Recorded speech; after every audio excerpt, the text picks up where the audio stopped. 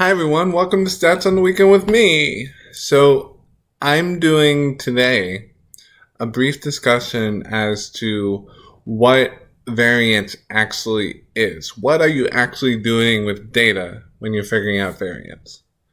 So we got to start this with the definition of variance. And the definition of variance is the average squared deviations away from the mean. And so what that looks like is, let's say you have a center point in your data. This is your data. You have a center point.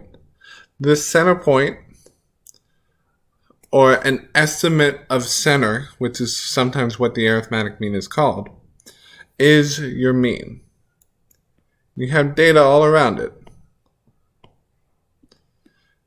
And let's just draw a dotted line here. This is your positive. This is your negative. And you sort of have data all around it. A deviation, and let's just start from this part of the definition. A deviation represents only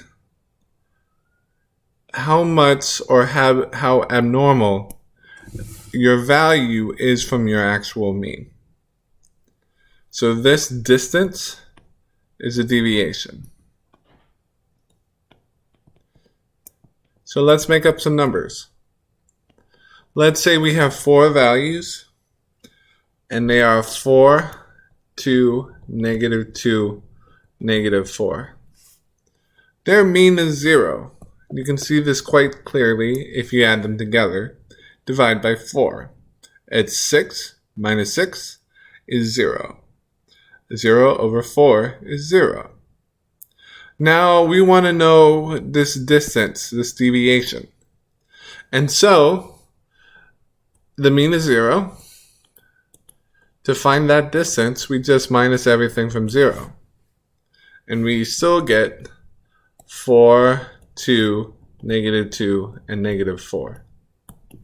Now let's go to the second part of this definition, square deviations. Why are we squaring it? Well, if you look at what I've indicated here and here, when you have data, its dispersion is indicated by 2 things: magnitude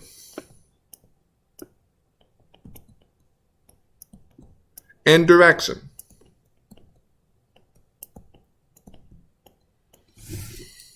So the negatives are your direction. But what we care about when we calculate variance is this total dispersion. How much dispersion, how much variation from the mean do we actually have? And so we don't care about direction when calculating this. We just care about this.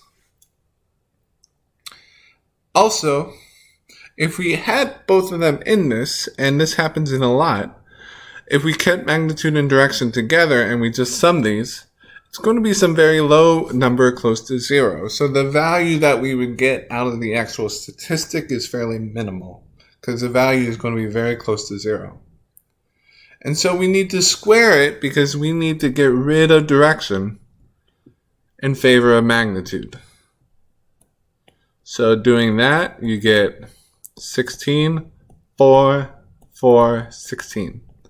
Now let's go to this. How do we take the average? How do we take the average of the squared deviations from the mean? So let's erase everything we don't need. So let's erase this.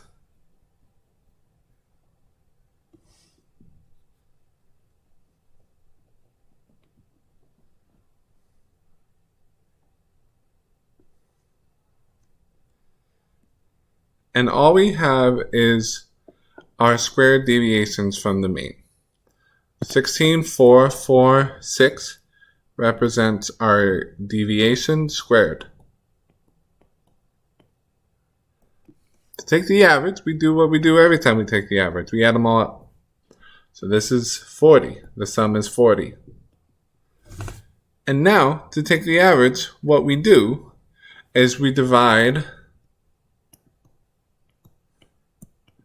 by n minus 1 if it's a sample, or by n if we're dealing with the population.